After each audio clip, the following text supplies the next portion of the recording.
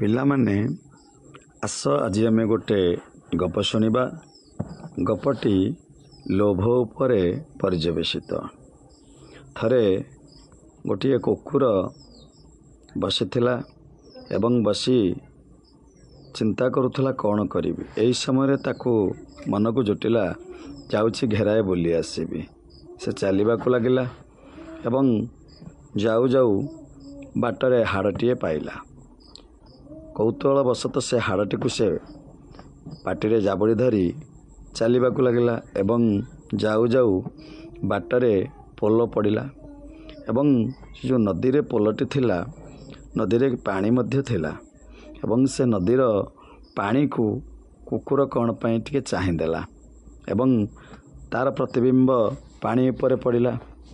କୁକୁରଟି ଭାବିଲା ବୋଧେ ଆଉ ଗୋଟିଏ କୁକୁର ହାଡ଼ ଖଣ୍ଡେ ଧରି ତଳେ ବସିଅଛି ଏବଂ ସେ ଚିନ୍ତା କଲା, ଯାଉଛି ମୋର ତ ହାଡ଼ଟିଏ ଅଛି ଏବଂ ତା ପାଖରୁ ହାଡ଼ଟିକୁ ନେଇ ଆସିଲେ ମୋର ଅଧିକା ହେଇଯିବ।